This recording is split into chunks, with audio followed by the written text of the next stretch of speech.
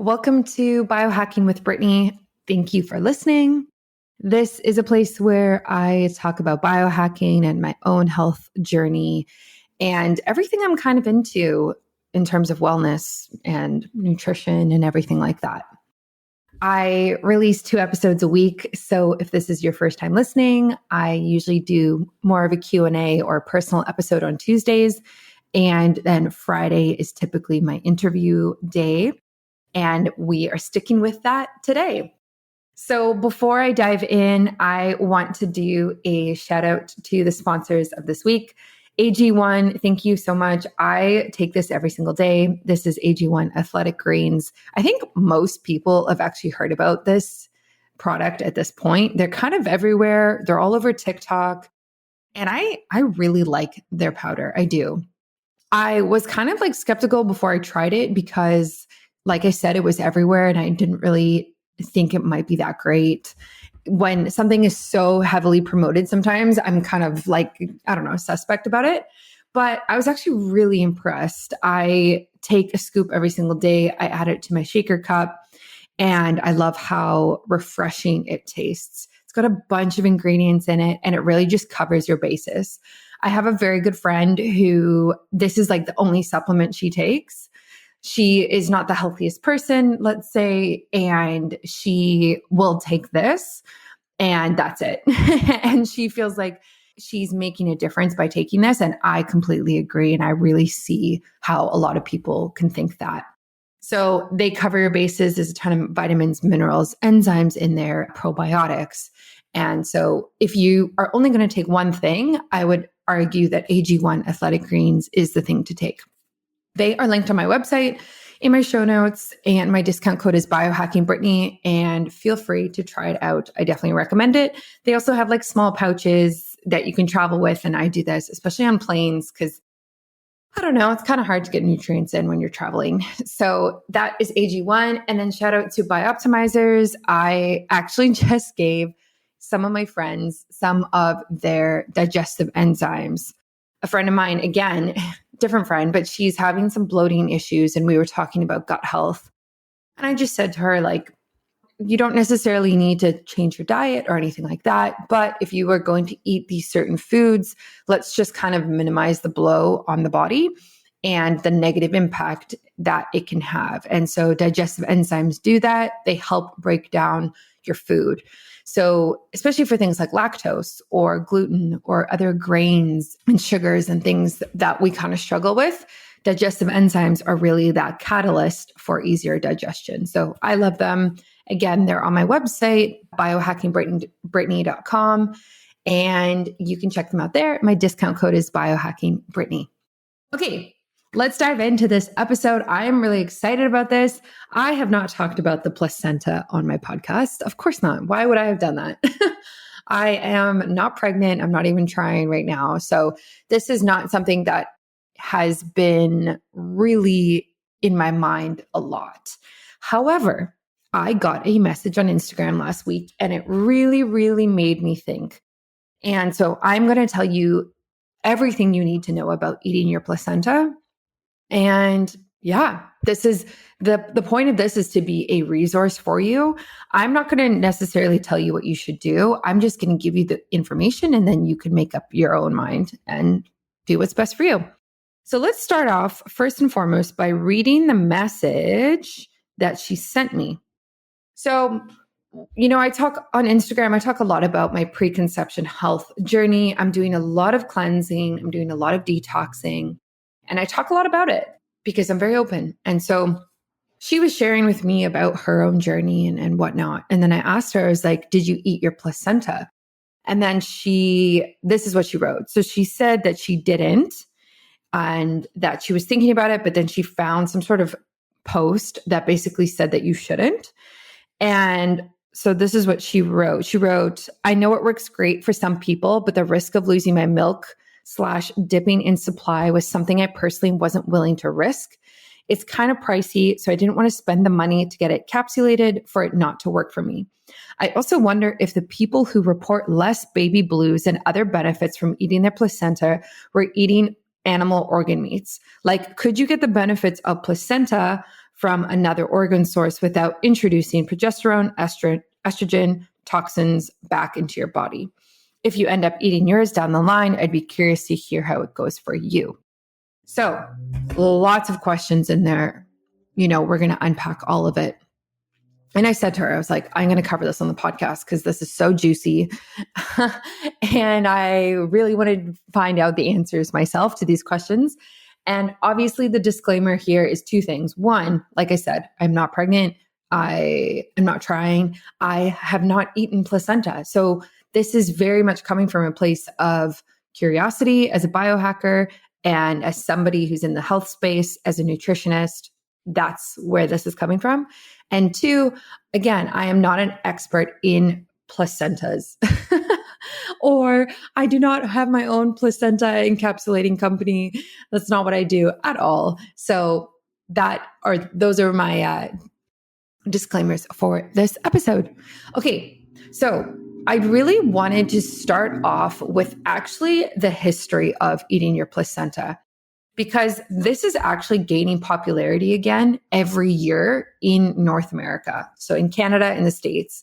And I think it kind of dipped for a while there and now it's back.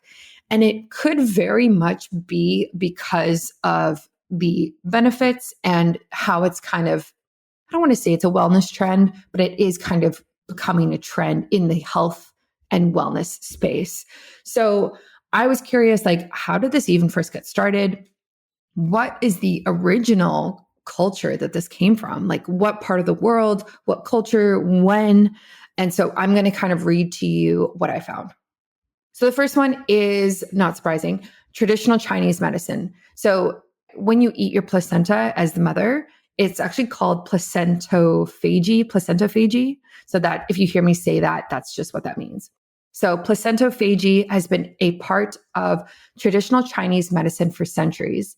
In TCM, the placenta is considered a valuable source of qi, which is like vital energy, and jing, I don't know if I'm saying that right, but jing, which is essence. It is believed that consuming the placenta can help replenish these energies, promote postpartum recovery, and support hormonal balance. The placenta may be prepared by steaming, drying, and then powdered for encapsulation or used in soups or stews. The second place that we see this in our history, in the world's history, is the Mayan and Aztec cultures. In ancient Mesoamerican civilizations like the Maya and Aztecs, the placenta held significant cultural and spiritual importance. It was considered sacred and symbolized the connection between the mother, the baby, and the earth. The placenta was often buried near a tree or another meaningful location, reflecting the belief that it would provide nourishment and protection for the child's future. The third, Native American traditions. Various Native American tribes have diverse beliefs and practices related to the placenta. For some tribes, the placenta is considered the baby's companion and spiritual sibling. Burying the placenta in a specific location, such as near a significant plant or water source, is believed to ensure the child's connection to their homeland, provide spiritual protection, and promote a harmonious relationship with nature. Wow. African cultures. Placentophagy has been observed in several African cultures with specific rituals and beliefs associated with the placenta. In some traditions, the placenta is buried under a tree to bless the child and establish a connection to their ancestral spirits. Consuming the placenta is believed to provide strength and nourishment to the mother, aiding her postpartum recovery. This is really, really cool. I think there's like definitely some common themes that we can see here about the building the strength in the mother and building the connection between the mother and the baby. It also talks, the various cultures also talk about burying it in certain places, like near a tree or by water or a plant to really, build that connection between the homeland, provide spiritual protection, and promote a harmonious relationship with nature. So it's cool that regardless of what culture this may have originated from in the very beginning, like who even knows where it came from, And like, I don't even know how you might prove that, to be honest. But it's cool that with these 4 different cultures and traditions, we can really see common themes throughout it. So it's not just one place came up with this idea and then the world kind of followed. It really is rooted in different places. And I love that. All right. Now I want to talk about the benefits. So I'm going to go through all of the benefits. I'm going to go through all of the cons, essentially. And then I'm going to go through the different ways that you can actually consume your placenta, how much it costs, how often you should do it, and that type of thing, more like logistics. But let's start with the benefits that most people talk about. So when you see Instagram posts or people talking about this on TikTok, whatever, this is kind of the thing that everybody is saying. And then I will afterwards also compare it to other organ meats, and we can kind of understand and find out if you can get the benefits from other organ meats that you can get from eating your placenta. So let's start with the benefits, like I said. So the first one, this is really, really important. So nutritional content. The placenta contains various nutrients that are beneficial for the body. It is rich in iron, which can help replenish iron stores after childbirth, potentially reducing the risk of postpartum anemia. It also contains protein, which is essential for tissue repair and recovery. Additionally, it contains vitamins B6 and B12, which are important for energy production and nervous system functioning. The second one, hormonal balance. The placenta produces hormones during pregnancy, including progesterone and estrogen. Proponents of placentophagy suggest that consuming the placenta can help restore hormonal balance in the postpartum period, potentially reducing the risk of postpartum depression and improving overall mood. However, there's limited scientific evidence to support this claim. The third, increased milk production. Some individuals believe that consuming the placenta can enhance milk production and improve breastfeeding outcomes. They claim that the hormones present in the placenta, such as prolactin, oxytocin, and corticotropin releasing hormone, can stimulate milk production. However, there isn't that much scientific evidence on this either. And obviously, there's other factors that matter here, like proper latch, frequent nursing, and adequate hydration. The fourth one is traditional beliefs. I kind of already talked about this, but placentophagy has been practiced in various cultures for centuries, often associated with traditional beliefs and ceremonies. For example, again, like I said, in some Native American and Chinese cultures, the placenta is considered sacred and is believed to provide spiritual or medicinal benefits when consumed. So some more benefits, hormonal regulation. Placenta also contains hormones such as estrogen, progesterone, and oxytocin. So these proponents can really help with hormonal levels after childbirth. And again, like helping balance out hormones and postpartum depression. The next one is pain relief. Some individuals believe that consuming the placenta can help alleviate postpartum pain and discomfort. It is thought that the hormones and natural opioids present in the placenta could provide pain relieving effects. However, again, this evidence is very anecdotal and there's not a lot of scientific studies on this. And then the last one is energy and vitality.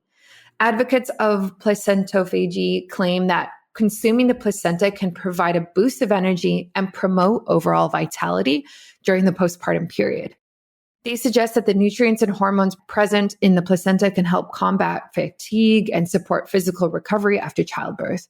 So, yeah, which is very interesting, just related to like the history of it. Before we dive into the cons, I think these benefits are really interesting. You know, when I did my research, these were kind of the common things that I found. And I think there's a lot to be said here. I think the things that really stand out for me is the nutrient dense part of it. All organs are nutrient dense, essentially. So this doesn't really surprise me that it can help with iron and anemia, vitamins B6, B12, high in protein. Like none of that really surprises me. And I think that is I think that's a very good reason to consume it in the first place. The hormonal balance, I think, is interesting because the woman who wrote to me on Instagram said that what she heard was that because it has the hormones in it, this can reduce milk supply. Whereas my research actually showed the opposite, saying that because there is the progesterone and estrogen in it, this can really help with hormonal balance postpartum, reducing postpartum depression and overall mood. But then also the hormones prolactin, oxytocin, and corticotropin releasing hormone can stimulate milk production. So I find this interesting, and I think it actually makes sense that the hormones in it would be helpful for producing milk production and would be helpful for mood. So I can kind of understand this part. And then I think a really, really big benefit here is like, for me, the other one that stands out is the connection, like the spiritual aspect. I think it's interesting that when I was reading through the history of it, like the connection between baby placenta and mom is so significant that I think consuming it really just solidifies that connection in a way that I don't think is necessarily there when eating other foods, when eating other organ meats at all. Now, mind you, like you can't really prove that, right? Again, this is all what you believe and what you think happens and how you view it all happening and how you view your baby developing and your placenta and everything like that. But I know for me, I think if I were to do this and I were to, let's say encapsulate the placenta and then keep it in the freezer and take it every day, I know that it would feel significant in my life to do that compared to just taking a supplement. Like it would feel like there is a spiritual connection to this organ that I grew in my body that came out with my baby. And now I am re-consuming it. Like I just find that really fascinating. And I think that's really special, I guess. And I just don't see how you could have that feeling with anything else. Are you tired of feeling out of sync with your body's natural rhythm? Do you struggle with menstrual cycle related issues like fatigue, mood swings, and bloating? If you're looking to optimize your health and well-being, look no further than the Ebb and Flow Cycle Guide. This comprehensive guide is designed to help you better understand and work with your menstrual cycle so you can improve your energy levels, reduce PMS symptoms, and gain a deeper understanding of your body. With in-depth information on each phase of the menstrual cycle, you'll learn how to adjust your diet, exercise routine, and self-care practices to better align with your body's needs. One of the biggest benefits of the Ebb and Flow Cycle Guide is its user-friendly format. The guide is easy to follow and provides clear instructions on how to optimize your health throughout each phase of your cycle. Plus, it's packed with valuable information and insights that you won't find anywhere else. So whether you're a seasoned biohacker or you're just starting out, the Ebb and Flow Cycle Guide is the perfect tool to help you optimize your health and live in harmony with your body's natural rhythm. And with my expertise and guidance, you can trust that you're getting the best information and advice available. So why wait? Head over to biohackingbrittany.com to get your copy of the Ebb and Flow Cycle Guide and start living your best life today. Okay, that's the benefits. Let's talk about the cons and kind of the risks involved in this. So obviously, kind of like I little bit mentioned during the benefits, there's limited scientific evidence on some of these claims. Despite the growing interest, there is a lack of rigorous scientific studies to support the benefits. Most available evidence consists of self-reported experiences and anecdotal accounts. Without well-designed studies, it is challenging to draw definitive conclusions about the actual benefits or potential risks. The second one, potential health risks. The placenta acts as a filter during pregnancy, protecting the fetus from harmful substances. However, it can also accumulate toxins, heavy metals, and waste products. By consuming the placenta, there's a potential risk of ingesting these substances, which may have adverse effects on your health. Additionally, improper handling, processing, or storage of the placenta can lead to bacterial contamination, posing a risk of infection. The next one, inefficiency of nutrient absorption. The digestive system breaks down food into smaller components for absorption and utilization by the body. It is unclear how effectively the nutrients in the placenta can be absorbed and utilized through digestion. Some argue that the nutrients may be broken down to a point where their absorption and biological activity are limited. The next one, ethical considerations. Placentophagy raises ethical concerns for some individuals. The placenta is a vital organ that plays a crucial role in supporting the baby's development and well-being during pregnancy. Some argue that it should be respected as part of the baby's life support system and not treated as food. Ethical considerations also arise from the commercialization or commodification of human tissue. Next, and by the way, there's the same amount of benefits to there are cons that I wrote out. I think there's about 8 for each. Lack of regulation and quality control. The consumption of placenta is not regulated in many countries, and there are no standardized guidelines for its preparation, handling, or storage. This lack of regulation increases the risk of bacterial contamination, which can lead to infections or other health issues. It is essential to ensure proper hygiene and safe preparation methods if considering placentophagy. Allergic reactions and sensitivities. Some individuals may have allergic reactions or sensitivities to certain components of the placenta, such as proteins or other substances. These reactions can range from mild to severe and may include symptoms like itching, hives, swelling, or difficulty breathing. If you have a history of allergies or sensitivities, it is important to exercise caution and consult with a healthcare professional. Digestive discomfort. Consuming the placenta in raw or improperly cooked form may cause digestive discomfort, including nausea, vomiting, or diarrhea. The human digestive system may not be equipped to efficiently break down and digest placental tissue, potentially leading to gastrointestinal issues. Proper cooking or processing methods are crucial to minimize the risk of digestive problems. The last one, false expectations and placebo effect. The reported benefits associated with the placentophagy are often based on personal anecdotes and subjective experiences. It is important to note that the placebo effect, where a perceived benefit is attributed to the act of consumption rather than the actual properties of the placenta, may play a role in the reported positive outcomes.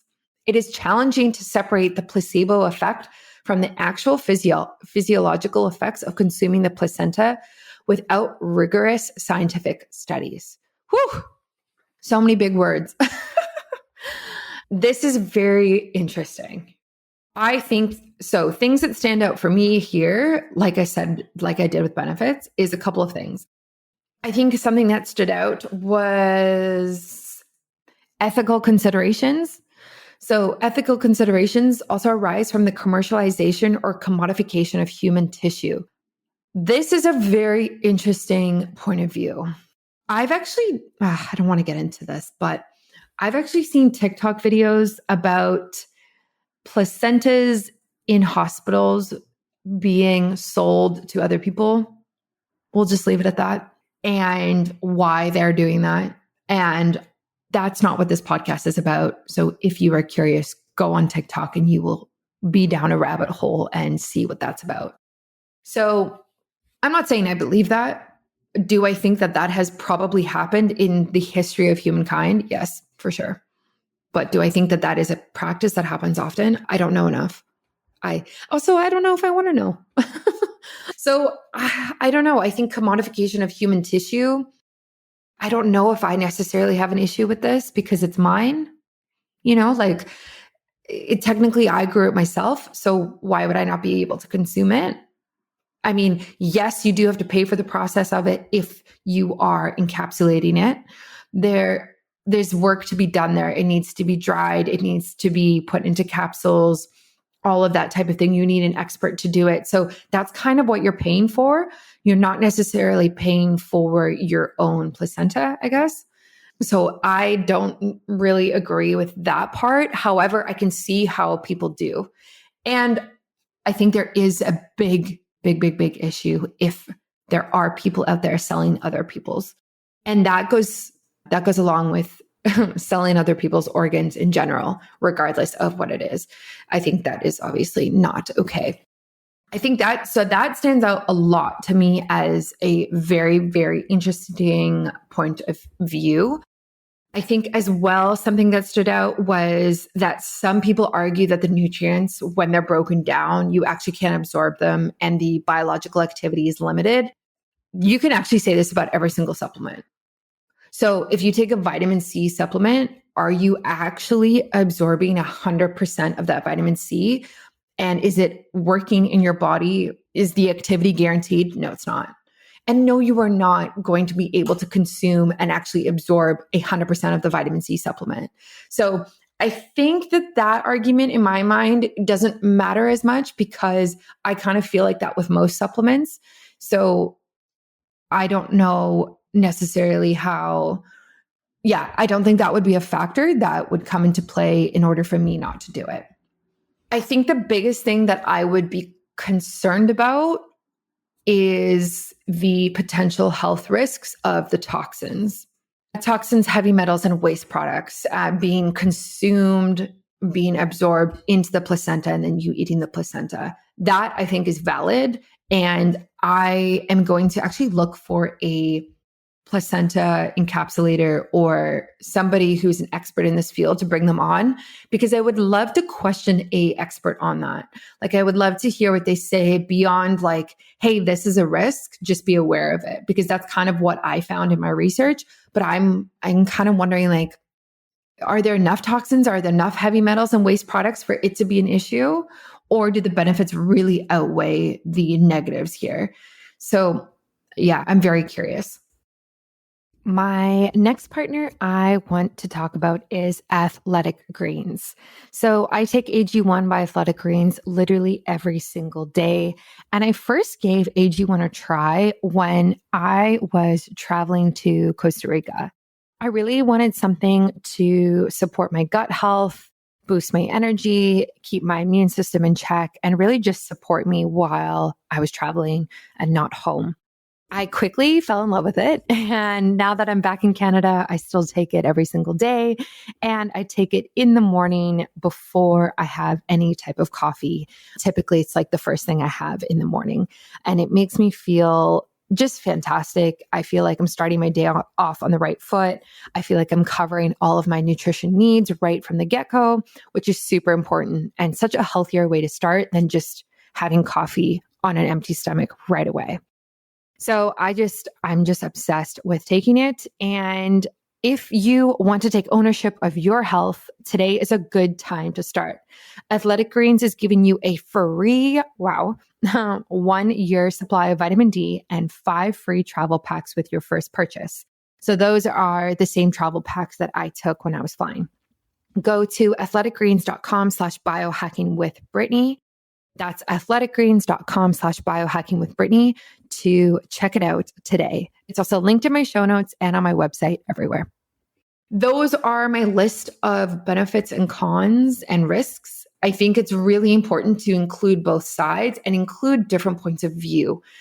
Otherwise, it's just like my opinion. It's just bias, which we don't want. I think that, just going off of that, and, my level of understanding right now and my health values, I personally would probably encapsulate my placenta and take it. I think if I started to have a reaction or I noticed something was off, I would potentially pause it. However, I really do support organ food and eating organs in general, that I think it's a great opportunity for that, is kind of my opinion right now. However, it might change, but that's where I stand right now. Okay, so let's look at the different methods of consuming the placenta if you want to do this, and how can you take it daily? So the most common one is encapsulation, which I've kind of talked about. So placenta encapsulation involves processing the placenta into a powder form, which is then encapsulated into pills or capsules. The recommended dosage of placenta capsules can vary depending on the encapsulation specialist or provider. A common recommendation is to start with a daily dose of 1 to 2 capsules and gradually increase or decrease based on individual needs and responses. It is important to follow the specific instructions provided by the encapsulation specialist and consult with them regarding the recommended dosage for your situation. I think this is the easiest way to stomach this. I think it's the easiest way to get it in every single day and not worry about it. You don't have to worry about the taste. I've cooked other organ meat before. I've had heart, I've had liver, and a lot of them are, like have a very distinct taste, and you have to be really good at cooking them for them to taste good. And so I would not want to do that. I also think that it would be mentally weird for me to try and cook my placenta and eat it. I just think it would, I don't know. I just think I would have this like barrier there to do that. But I also think that that is a reflection of how removed we are as a society from organ meats in general and from eating animals and different things like that in general. Like that is, eating my own placenta and like cooking it in a smoothie or not smoothie, cooking it in a soup or something. Like I would feel that same way if I had to, catch a fish out of the ocean and like cut its head off and make a soup out of that as well. Like I would feel that same way of like, oh, wow, this is like significant. And that is a reflection of the lack of hands-on approach I have had in my own personal life with food that I eat. So farming, hunting, killing animals, I have never really been exposed to that. And outside of like farmers markets and like picking berries and I don't like none of my family owns farms and it's just not something I'm exposed to. So there's always kind of that barrier there for me, but it's never made me vegan or vegetarian because I think the benefits of animal foods in general are just too significant to be vegetarian or vegan. So encapsulation would be my only way that I would be willing to do this. I mean, unless I had some sort of drastic change of opinion. But there are other ways. So the second way is smoothies or juices. When consuming placenta in smoothies or juices, there are no specific guidelines for daily amounts. It is generally advised to start with a small amount, such as a small piece of raw placenta blended with other ingredients. Gradually increase the amounts if desired while monitoring for any potential reactions or effects. It is recommended to consult with a healthcare professional or a placenta encapsulation specialist for guidance on appropriate portion sizes and frequency. Yeah, this you would really really need to talk to a specialist because you're eating it raw on a daily basis like that. Cooking, so you can obviously cook it. So when cooking placenta, there are no standard guidelines, again, for the daily amounts. The placenta can be incorporated into recipes in a variety of ways, such as thinly sliced or minced. The portion size and frequency of consumption can depend on personal preference and individual needs. It is important to ensure that the placenta is cooked thoroughly to minimize the risk of bacterial contamination. I think this is like historically how it's been done is like either raw or like cooked in this way.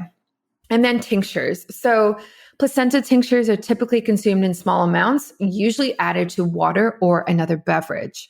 The recommended dosage for placenta tinctures can vary, but a common guideline is to start with a few drops, 10 to 20 drops, diluted in water, taken a few times per day. Gradually adjust the dosage based on individual needs and responses. It is advisable to consult again with a professional. So that's kind of how people can do it. And then I do want to talk about the cost. I have it here. Okay. When I feel stressed or anxious, I find it challenging to fall asleep at night. My mind races with thoughts, making it hard to quiet my thoughts and relax enough to fall asleep. This often leads to a vicious cycle of sleep deprivation and heightened anxiety.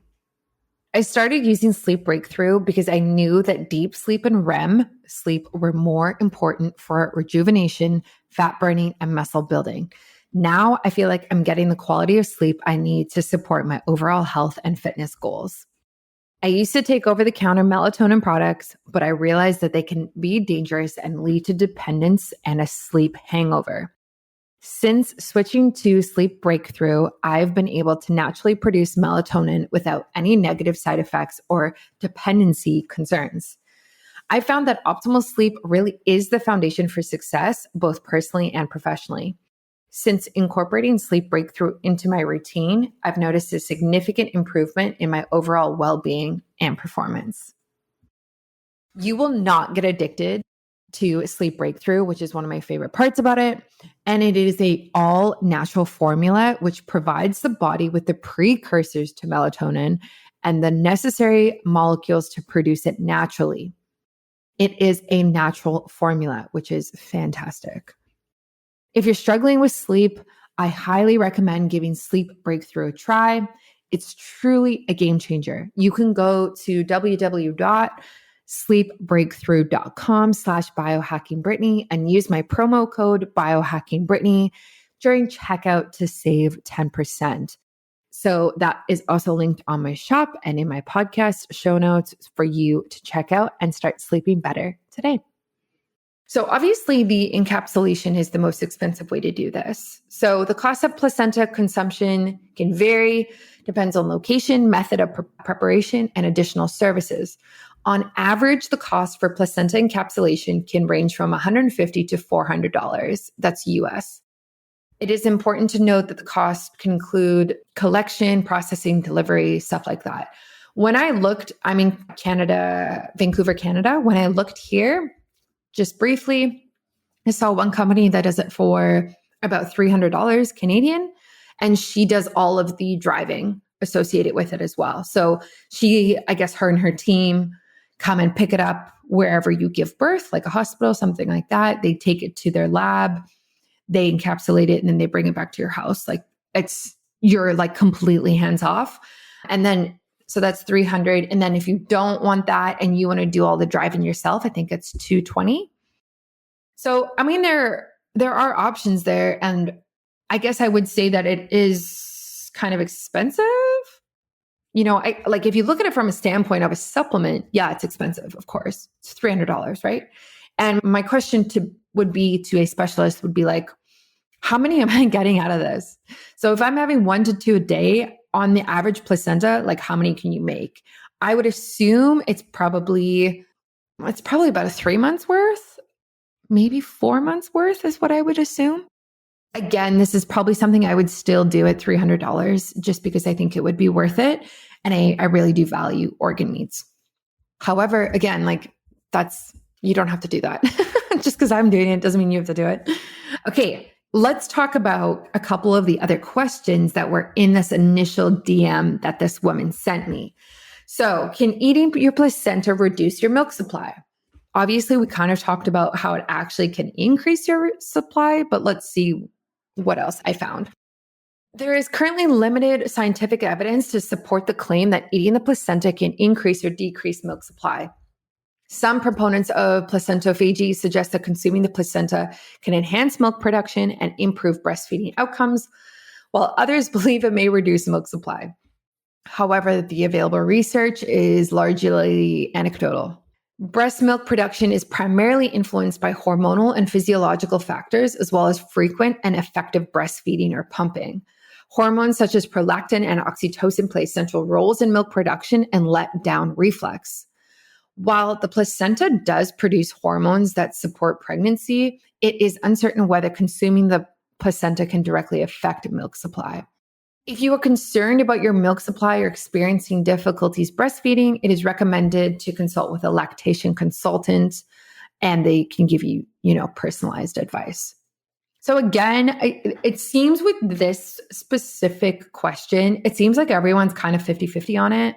It seems like it's a lot of anecdotal evidence compared to rigorous scientific studies, and which doesn't surprise me at all. And actually doesn't necessarily mean I don't value what people are saying.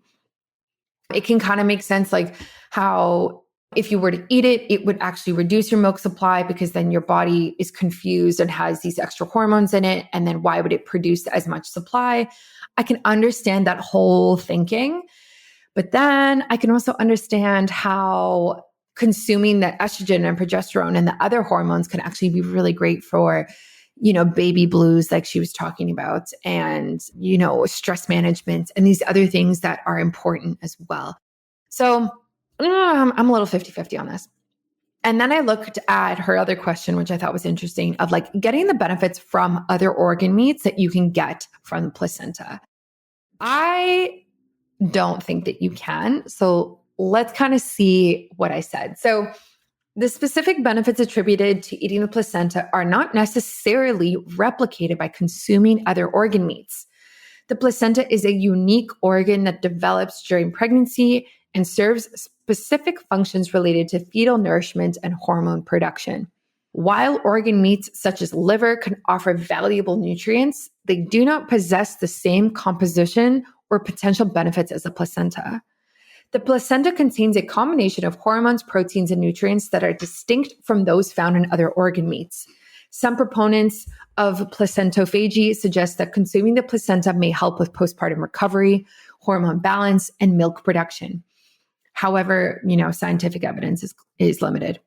While organ meats can provide various vitamins, minerals, and other beneficial nutrients, their effects on postpartum recovery, hormonal regulation, and milk supply have not been extensively studied or compared to those of the placenta.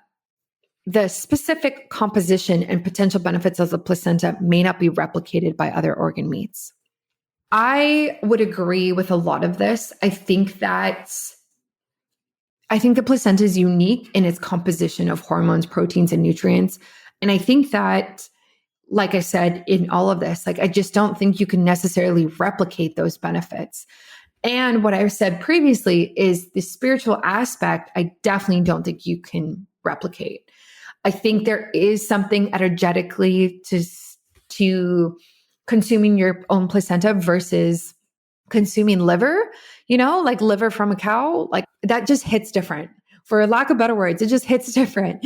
And so I think there is something to be said about that. However, I can see the train of thought of like organ meats, nutrient dense, let me get the benefits. But I just think there are distinct benefits and even distinct risks to the placenta that other organs do not have. Okay. I just find this really interesting. So as I was talking about this, I was thinking, is eating your placenta vegan? Now, you might automatically be like, okay, yes, it is. No, it isn't. You might like right away have an answer to that. But let's actually dig into what people say. Because I'm just going to dig into it and I'll share my opinion after. So the question of whether eating the placenta is considered vegan is a subject of debate within the vegan community. Veganism is a lifestyle and philosophy. I love that as a lifestyle. Vegan is a lifestyle and philosophy that seeks to avoid the use and exploitation of animals as much as possible, including in food choices. As the placenta is a byproduct of a human birth and not sourced from animals raised for food production, some individuals argue that consuming one's own placenta aligns with vegan principles. However, others argue that veganism extends beyond avoiding direct harm to animals and encompasses a broader ethical perspective. They believe that consuming any animal-derived product, even if it comes from one's own body, goes against the principles of veganism. This perspective views the placenta as belonging to the baby and not the mother, considering it is an animal product and therefore not vegan. Ultimately, whether eating the placenta is considered vegan or not can depend on an individual's personal interpretation and adherence to vegan principles. It is advisable for vegans to reflect on their own beliefs and consult with others to form an understanding of the issue. Oof, spicy. I feel like I understand both arguments here. I really do. I understand that the placenta is a byproduct of human birth and it's not sourced from animals raised for food, and therefore it aligns. I actually also understand the other side, it makes sense that even though it comes from your own body, it belongs to the baby and not the mother. And it's more of an ethical issue in terms of eating it and it not being directly harmful to animals, but kind of is.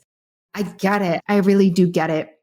I think if you are vegan or vegetarian listening to this, you probably already have your own opinion and your own understanding. And I think that's totally fair. And I would just say, do what you think is best for you. I think this is kind of like a gray area, to be honest. That's kind of the category that I would put it in. Like it's quite a gray area. And then it also just makes me think of other things as well, like other human body fluids or things that someone might consume that might not be vegan, or is it vegan, is just very interesting in general. A concept I have not thought about too much except for this. So this is like a ton of information. This is more than I knew before researching this as somebody who is just at the very beginning of preconception and cleansing and detoxing and everything like that. And I hope this provided a lot of information for you. The overall opinion that I have is that I would probably do this, and I would probably speak to an expert before finalizing my decision. And I think you should do what's best for you that is in alignment with your values and your own ethical considerations and your community as well. You might be listening to this and you might know everybody, every woman who does it in your community, in your culture, because that's normal for you. And I think that's beautiful. And I think that's great. That means you have a ton of people around you and a ton of resources who can really guide you in this way.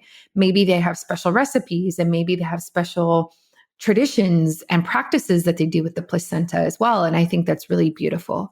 However, if this is something new to you and you don't kind of have this around you, I really hope that you have a better understanding of it now. And I would really encourage you to do your own research. There's books, there's podcast episodes, there's so much out there. So take some time, do some research, and then kind of see where you land on this. If you are trying to balance your hormones and cycle sync and optimize each phase of your cycle, I do have a guide that you can download. It's on my website. It's called the Ebb and Flow Cycle Guide. Go check it out. It's fantastic. It's a must. If you're listening to this episode, it's a must, because understanding your menstrual cycle and hormones is pivotal before looking at preconception and fertility and pregnancy and everything like that. Like, you have to really grasp your menstrual cycle before you can get there. You don't have to, but that would be my recommendation. And it's really going to equip you with the knowledge and the recipes. Honestly, there's a ton of recipes in there and resources to be at a healthier state. So that's on my website, biohackingbrittany.com. Thank you for listening this week. This was a really fun topic to explore. I hope it really got your gears going, and stay tuned for another episode coming on Friday. Thanks for listening to another episode of Biohacking with Brittany. If you're interested in finding the show notes or the sponsors for this episode, you can do so on my website, which is biohackingbrittany.com. Remember to follow me on Instagram, where I'm most active. My handle is @biohackingbrittany. And if you're interested in working together and you want to email me directly, you can do that. My email is info@biohackingbrittany.com. And I look forward to hearing from you and having you tune in next week.